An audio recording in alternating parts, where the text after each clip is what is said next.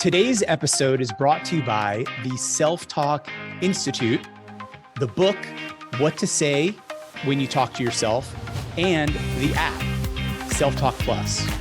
Welcome, everybody, to Conversations About Conversations.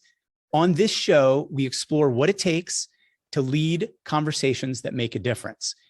And we have the perfect guest for that today. Today's guest is a difference maker. His name is Dr. Shad Helmstetter, and his work has made a big difference in my life personally, as well as in the lives of countless people around the world. Dr. Helmstetter is the author of more than 20 books in the field of personal growth, and his groundbreaking classic on the subject of self-talk, What to Say When You Talk to Yourself, is published in over 70 countries and is in its 45th printing in more than 30 years of publication. Wow.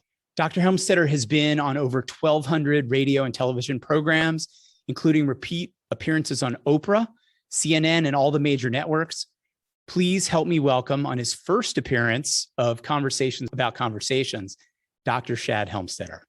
Good to be with you. Thank you for being here. I thought we'd start by simply telling our audience how you got started on this path to leading a conversation about self-talk.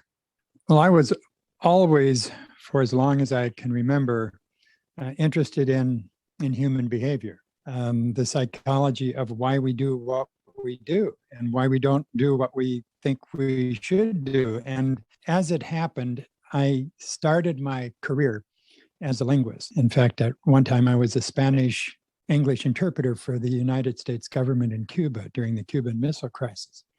And later on, because I had studied foreign languages, I began to think more and more about what is the language we think in? What is the language we speak in?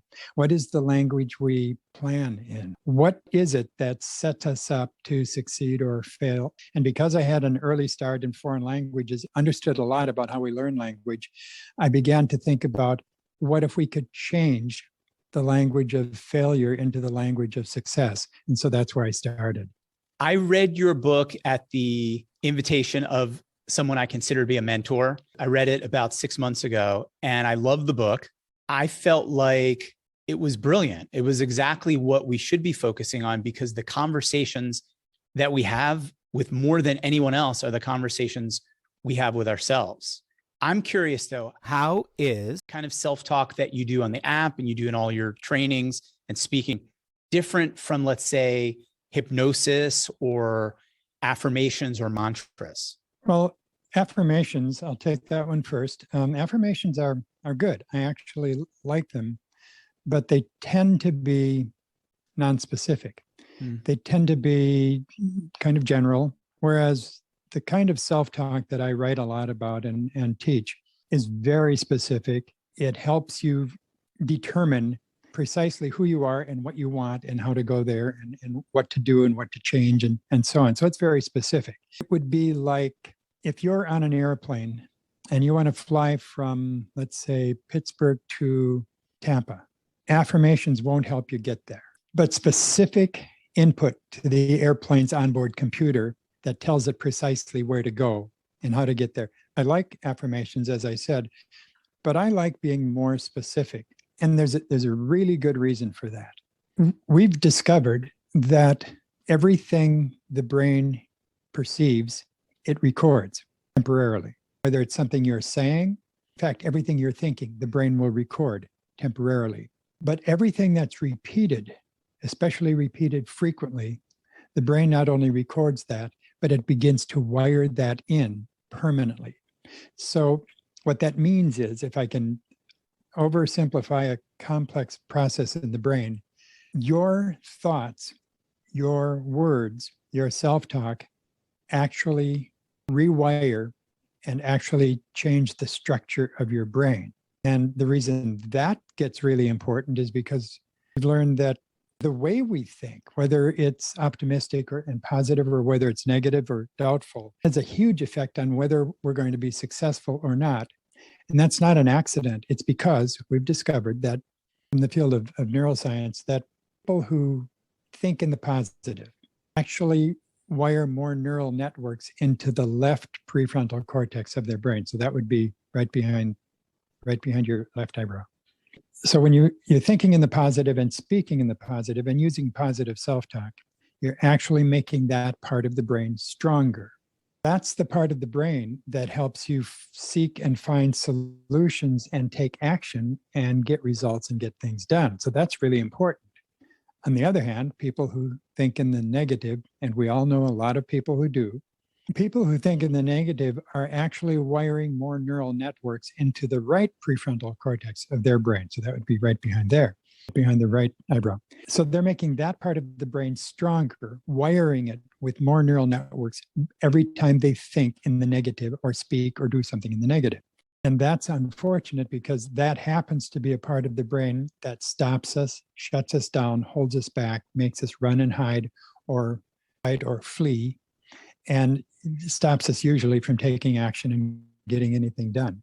So our words aren't just vague nothings that go nowhere and end up nowhere.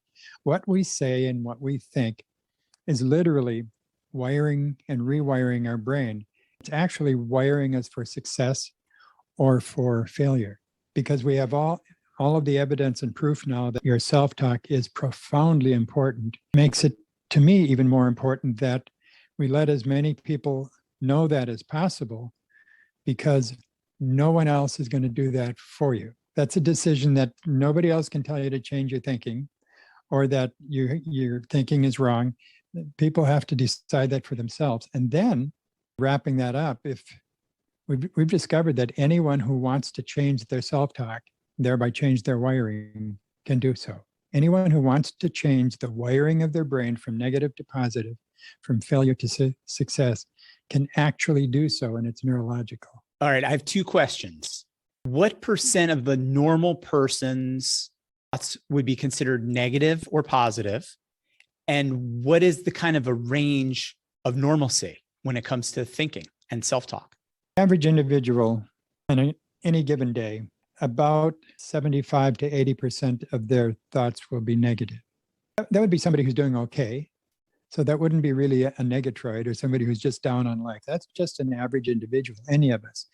The reason for that is our thoughts, our unconscious self-talk is actually a replay of the programs that we have in our subconscious mind that are actually wired into our brain, that are the strongest. And it's been estimated that as much as 77% of all of our programs that we receive or that we say when we talk to ourselves, those are negative programs. And so we, our brain, like it would be like programming the autopilot on that airplane.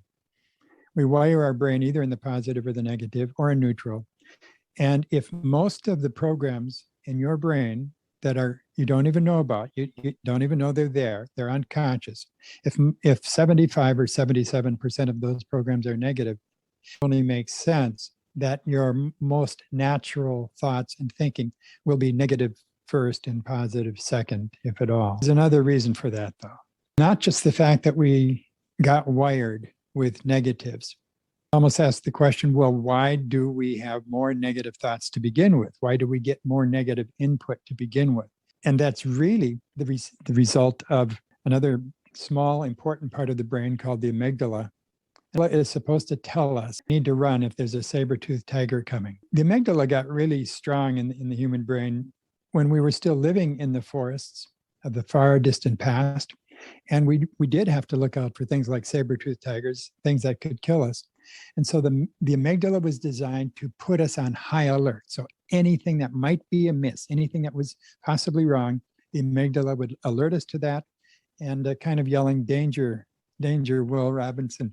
And here's what's happened. We've left those distant jungles of the distant past, and we now live in a regular life that actually doesn't have that many real dangers in it. It has some, but very few actually. But the amygdala doesn't know that yet. Our brain is designed to make absolutely sure that we're safe. So what happens is we look for the problem first. Well, it's certainly not optimistic thinking. It's certainly not positive thinking. And it certainly falls into the side of negative thinking. So between our old programs, hundreds and hundreds of thousands of programs that we heard, that we grew up with, message after message, whether it was told to us by a parent or our friends or kids at school or teachers, and then our own self-talk took over and gave us program after program after program, because so many of those were negative, and because our amygdala in the brain was also keeping us kind of in that danger zone. It's easy to see why 77% or more of our thinking today is automatically and naturally negative. The important thing here is you don't have to be that way. You can do something about it. How has your level of negative and positive thinking changed over time as you've pursued this work? I've been researching self-talk and self-talk programs for something over 35 years. I must have started out fairly positively to start with, because I absolutely believed that this was important and that I could do something with it. That is, I could let people know about it. And as I began to work with other people, I found out it really works. Other people could change their self-talk and change the wiring of their brain, and then change their actions, and then change the results. I believe that early on. Now, I could have been wrong, but fortunately I wasn't. It was maybe just good fortune that turns out that things that I said about the brain when I wrote my first book, as an example, we couldn't yet look into the brain to see how it really worked. And since that time, we're able to look into the brain and watch it while it's working and while it's operating. And I think it was just good fortune that I happened to be right, and that neuroscience would back up what I had been writing. We've gotten even deeper into it since that time, and we can watch where our thoughts go now in the brain. Throughout that entire time, those several decades of working with self-talk, it wasn't difficult to get positive and to stay positive, because I was working with it all the time. For one thing, we learn to listen to ourselves. If we're practicing self-talk, one of the first things we do is listen to what we're thinking and listen to what we're saying. And we find that it's not that difficult to edit what we were about to think negatively and change it to something that's more positive. So I began doing that very early on. And I don't like to use myself as an example much, but I would say that I imagine it's almost impossible for me to wake up on some morning and say, oh, it's going to be another one of those days, or it's another Blue Monday, or something down, or something negative. It's not there. It's just not part of my wiring. That's just because I've been practicing positive self-talk. And when you practice positive self-talk, you wire different messages into your brain. And so those come out first. Tell me more about how it's like learning a language. I'm curious about that. It is very much like learning a language. Imagine that if you look at self-talk as very much like a foreign language. Now, it happens to be in English in this case, but let's say you look at it like a foreign language. And instead of expressing yourself in the old language, the old negative language, let's say that you learn words and phrases that are of a new language and they're in the positive. Well, since the brain learns based on repetition, all success is based on repetition. All athletes become successful athletes through repetition. Musicians do the same. People learning business methods and skills and techniques do the same. So all of our success is based on repetition. So is our failure, of course. So all of our success is based on repetition. So if you were to learn those words and phrases and messages to give to yourself that actually focus on the left prefrontal cortex of the brain, so that would be finding solutions, taking action, getting things done, and so on. If you changed your language, just like learning a foreign language, to do that naturally, then it would make sense that that person who did that would be more successful overall. We teach it by having people listen to it.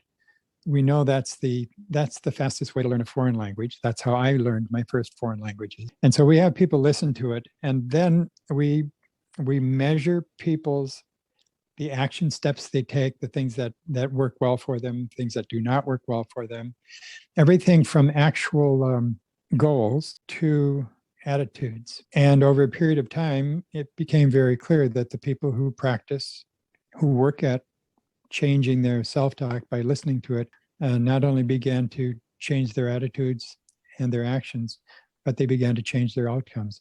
Fortunately, I've been able to study that over a period of many, many years, and we've never seen an exception to that. That is, if somebody wants to change their self-talk, they can. And that's probably because that's just what the brain is designed to do. The brain is designed to rewire itself as often as you want it to. When I first went to school, we were taught in school that the brain doesn't change after maybe you're in about your teenage years or a little after that. The brain doesn't change much after that.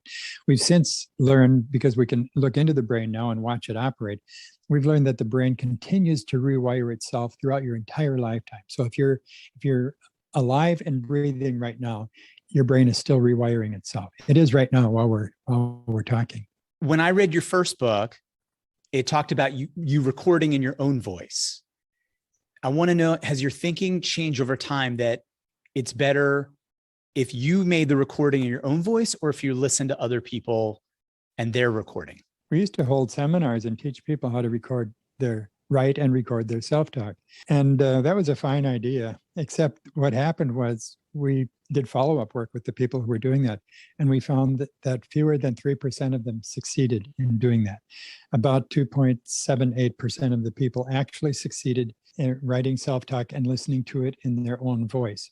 So we studied that more deeply and discovered that there's a big problem. When people listen to something in their own voice, the first thing that happens, two things happen. One is most people don't like the sound of their own voice. They're very critical of that. And secondly, when they hear their own voice played back to them, they're listening to the exact same voice that's been their number one critic for the past 20 or 30 or 50 years, however old they are. So they're listening to their worst critic. Since learning self-talk, the way we teach it today, is like learning a language. It just makes sense to learn the language from someone who knows how to speak it and who writes and speaks it well. So if we went to a language school, we would learn hopefully from the person who really mastered that language before they started teaching the class. What tends to work better when people are listening to messages which are I messages or you messages, or does it not matter? Both. We do both. If you hear a message spoken as I, that actually helps you take more responsibility for that message. I do everything I need to do when I need to do it. I'm always on time. So those are basic positive self-talk messages. When you hear that spoken in second person, it's more like it comes from an outside coach, like an authoritative coach. And the brain also adapts that, picks it up, and wires it in also. So we use both. For a while, people were just using the first person I, and then other people were saying, no, it should just be you. It should be both. I downloaded Self-Talk Plus last week, and I've probably listened to about 20 of the recordings. And I'm mindful of the one for weight loss and I hear your voice. You're not saying it at this moment, but it is wired in my memory. Less on your fork is less on your waist, and less on your plate is less on your waist. I have both done some recording of my own voice and played those since I read your book. And then I've listened to you. There was another host, another reader. There were a couple of them where you would do the I message, you would do the you messages and someone else would do the I messages. Mm-hmm. Mm-hmm. And I guess my conclusion is they all help. I'm asking you if some help more than others, but they do seem to all help. Yeah, your brain is actually wiring in the meaning of the message. Dr. Helmstetter, would you say that when you write these new programs, you create these new neural pathways, that you're actually crowding out some of the negative thinking and negative self-talk? Yes. In the brain, the strongest program always wins. So the strongest program is created through repetition and use. While it may be a lot of neural connections, the brain still has a limited amount of space. And so it's going to use what it thinks is most important. And how does the brain decide which messages to store and make stronger and make stronger? It obviously decides that based on how often it's repeated. It appears that television and media, and especially advertisers, know that message very well. The more something is repeated, the more the brain accepts it to be true. Whether it's true or not doesn't make any difference. The brain accepts it as true, and then it's true for the brain. That's one important point there, or the key there is probably this: the strongest program always wins, or in an average day, the strongest programs always win. So if you're wondering why your attitude is up one day or it's down another day, if you wonder why sometimes a person might wonder why they're not feeling better about things, it's because the programs that are working against them are stronger than the programs that are working for them. So they don't have enough of the strong programs working for them. Well, what do we do when, for instance, when we're lacking certain vitamins? We supplement them. We help ourselves become stronger. In the brain, we certainly can help those programs that are positive and optimistic get stronger, again, through repetition. The more you start listening to self-talk, the more you start practicing self-talk, the stronger those programs get. The stronger they are, the more the brain will rely on them and go to them first. So our first thoughts will be the right kinds of thoughts in any given circumstance. The more that happens, the more you're wiring more of those programs into your brain. The more that happens, the more you're wiring more of those into your brain. Neuroscientists call this pruning. When a program is falling into disuse, the brain needs the space. So it prunes out the old neural pathways that are no longer necessary. In this case, perhaps the negative ones, they're no longer being used. So your brain actually prunes them out so it can make space and use that space for something more productive that will help you survive and do well. I should mention one other thing that comes to mind, and that is when people hear about positive self-talk, one thing they'll often think is, I've listened to some self-talk and it's awfully positive. Isn't that kind of like Pollyanna thinking, or isn't that like lying to yourself? Let's say that you've been saying for 35 years, you've been saying, I have the world's worst memory. Oh, I can never remember names. Some people will say that again and again. Oh, I can never remember names. I'll meet somebody and the name escapes me. And then you decide, well, you go to a party or something and you meet somebody and you really want to remember that person's name, and you're introduced to the person, and 10 seconds later, you're going through the alphabet trying to remember what that person's name is, and it's gone.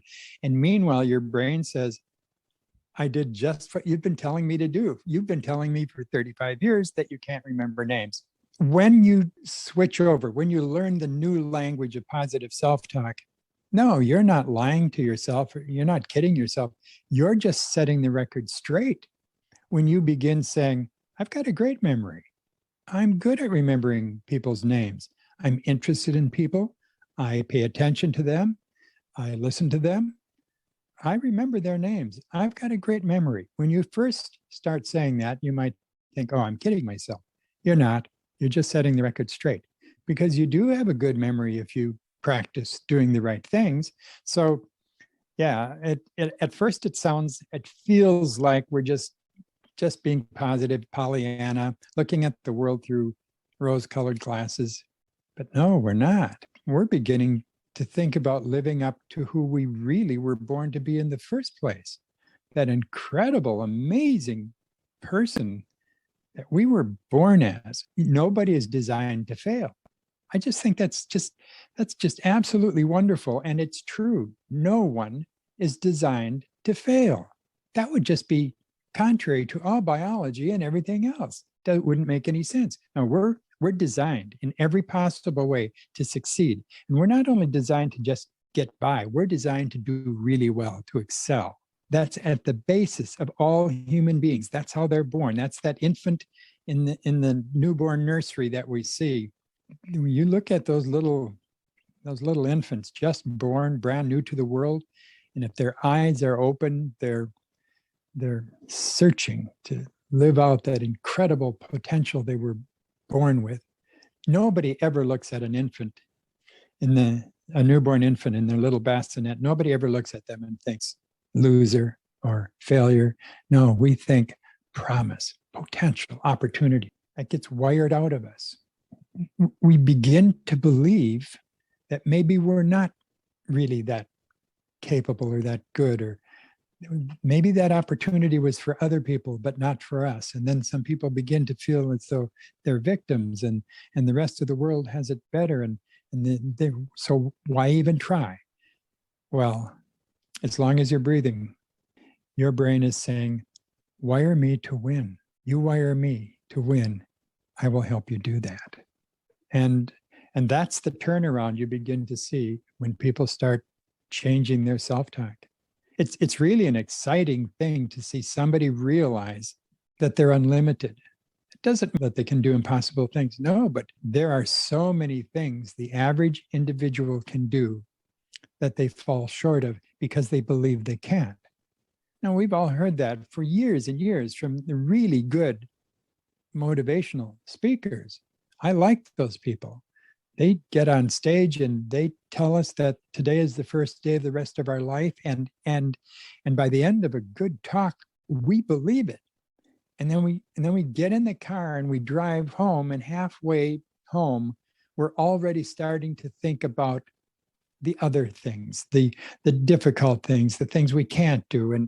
And all it is, it's our old programs coming back and saying, wait a minute, I still live here.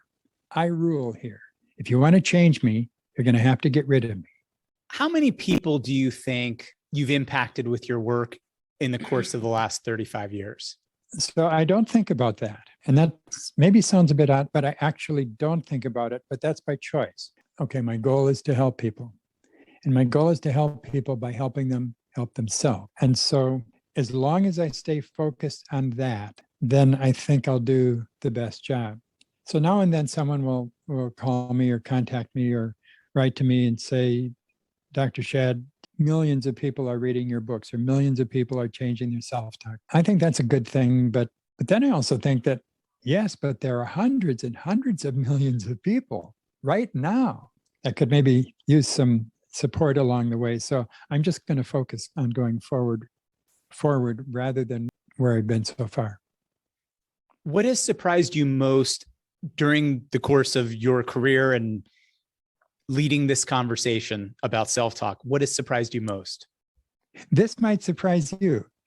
It's that, and this is true, it's that every time I speak to an audience, it's as though there are many of them in that audience, no matter what the audience, it can be 5,000 people, 10,000 people, or it can be 150 people, whatever.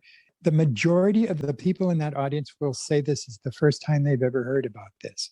That to me is just surprising. When I wrote the first book, What to Say When You Talk to Yourself, I thought that I was going on Oprah and CNN and those kinds of shows. And I thought in maybe 5 years, 10 years maximum, the entire world will have this completely figured out, and then I can go do something else. And today, when I talk to a new audience, there's just too many people hearing this for the first time. So what that means is we've got a lot of work to do, probably in two areas, probably in education. Self-talk is used in some schools, but it should be in all schools. Also, I think there's a lot that can be done with parenting. Because imagine starting your kids out from very, very young, learning the right kind of self-talk. So they're literally wiring their brains to do well in life, as opposed to, oh, I just couldn't do that, or I'm not so much. So instead of saying to kids, what if we never again said things like, who do you think you are? Or you're nothing special, or you think you'll be president? Or my two sons are grown now and have families of their own, and they've done really well, but they were raised to do really well. One of the things that happened when they were very, very young, I imagined, what if for 30 days I could not talk to either of my two little boys? And instead of talking to them, I imagined that each one of them had a little bitty computer keyboard strapped to their little chest. And that was plugged right into their brain.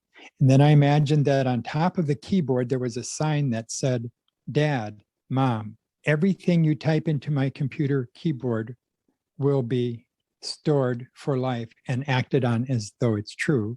And under that, it would say, please be careful. So I imagine I couldn't talk to my kids for a month. And instead of talking to them, I would have to type every message into their little keyboard that was plugged right into their brain. And I realized very quickly that we would never, ever type in the words if we had to type them.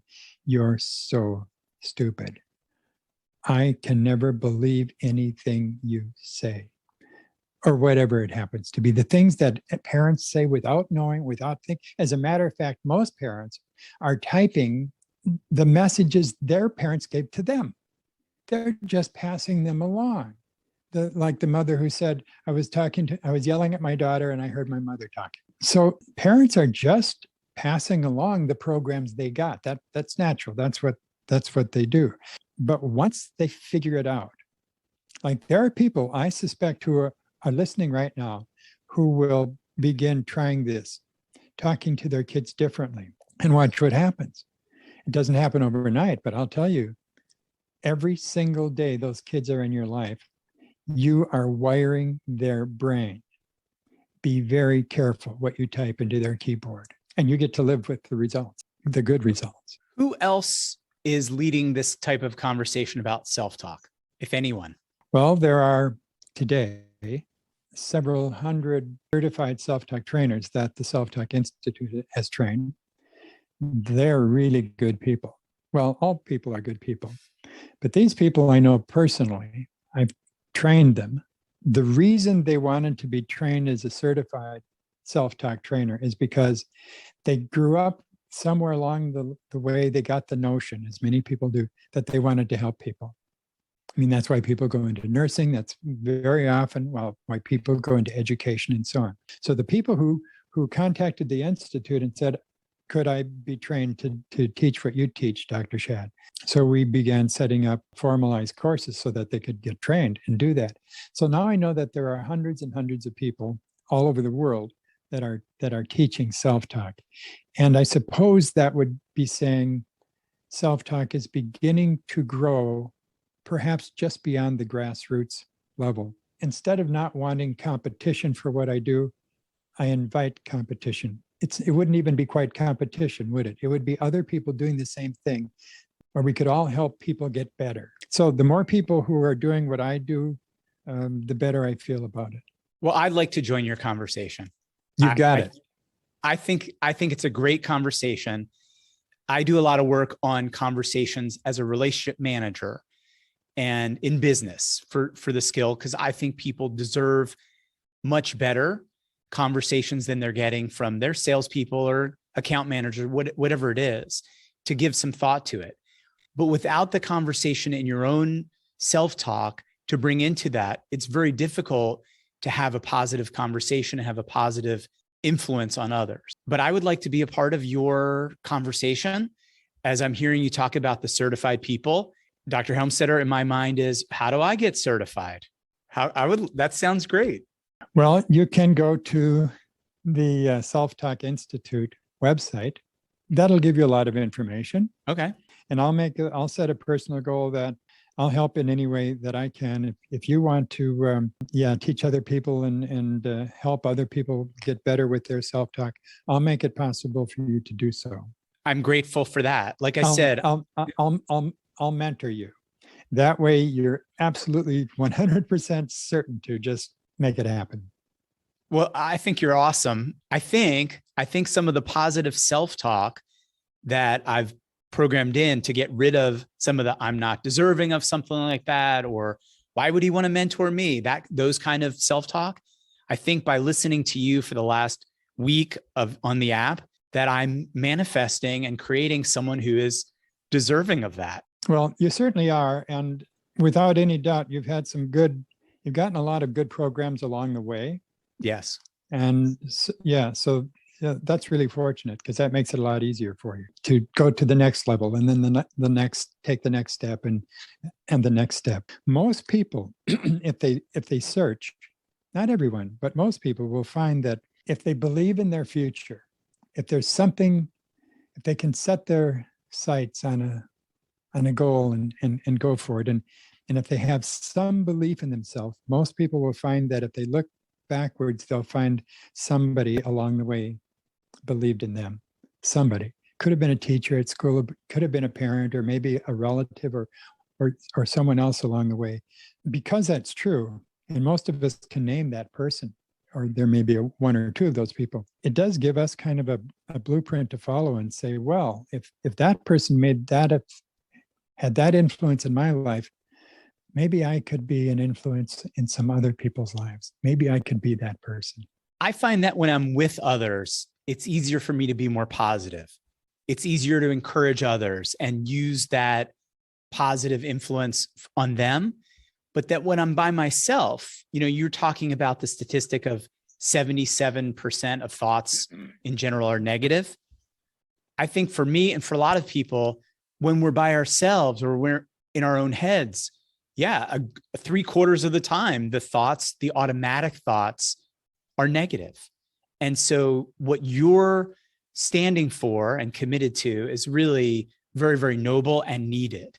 And I also asked the question about who else is doing this, because I don't see a lot of people doing it. Obviously, it's very sparse in the schools. All you have to do is type in self-talk and it's you own the franchise, if you will. Yet it's something that you think, well, we should teach how to have conversations with yourself everywhere, in every organization that people work for, in every school, in every family unit, so that we all wire ourselves for success and for humanity. I will mention that there are organizations that have really adopted the concepts and are using them. And some of these are very large organizations, and that's really great to see. The first of those, I believe, were in the network marketing field, because in network marketing, you're really encouraged to rise above yourself. The network marketing field, in many respects, is kind of a personal growth industry in a way, because it helps the individual while they're succeeding in building their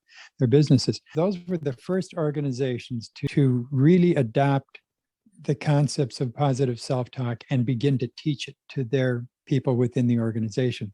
Salespeople are constantly told no. I mean, it has to be that way, right? I mean, that is the yin and yang of success in sales. The more no's, the more potential yeses. But if this individual salesperson isn't prepared inside to deal with the no's, then, well, we know what happens. Then they tend to hold back. They withhold. They lose their courage before they find it. Oh, and I should add another major area where self-talk is very popular is in sports. And there we can measure it. The wonderful studies have been done in the field of athletics and sports, where an endurance test, as an example, 3 different groups. One practiced self-talk for 2 weeks ahead of the event. The other group, second group, just practiced self-talk during the event itself.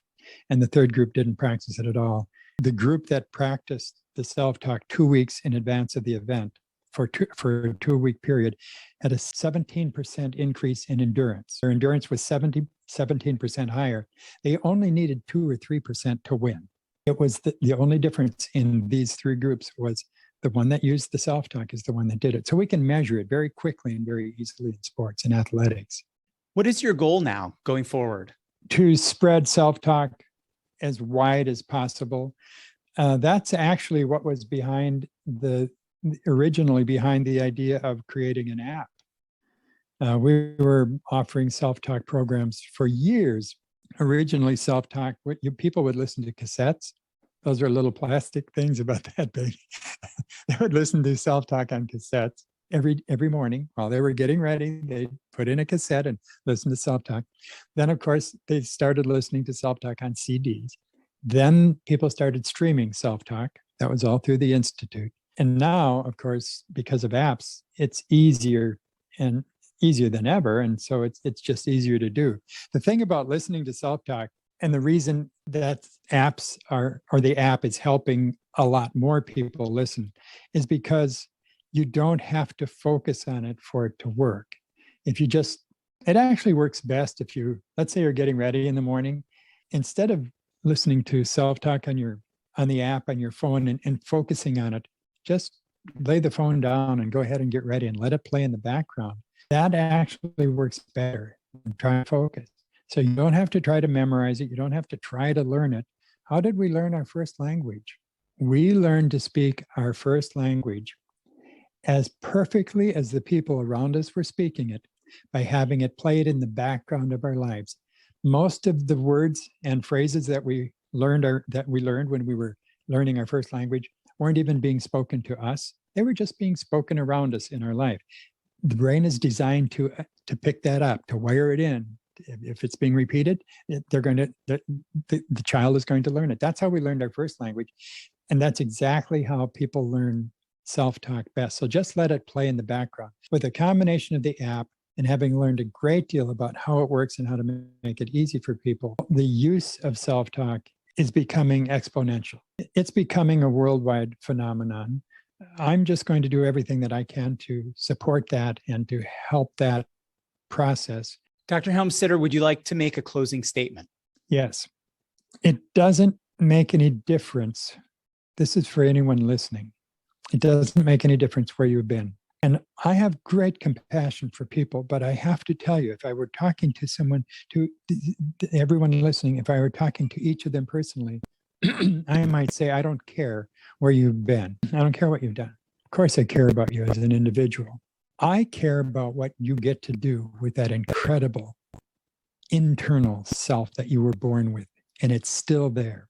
My message is that unlimited potential each of us is born with never goes away. We think it does because it gets covered over by life and by negative programs and disbelief and doubt. It never goes away. It's still there, and it's just waiting. You are so much more than you can possibly imagine. That's just not me talking. I'll bet you if you think about it, there's something inside of you that says the same thing. Dr. Helmstetter, I find your work to be inspiring and your communication to be inspiring. I am someone who is leading a conversation about raising the level of conversations everywhere. And so the opportunity to speak with you today, to have a conversation with you about conversations is really meaningful and special to me. So I want to thank you for being a part of this conversation about conversations. Thank you for inviting me, and I've enjoyed it immensely. But I am left with the idea that really everybody should be a part of this conversation. When I say everybody, like billions of people should be involved in this conversation because it could drastically impact the whole human race. We all have conversations to lead. We're all held back by the 77% of negative thoughts. And yeah, if we could reduce that to 67% or 57%, think about what we would impact on humanity. Like everybody.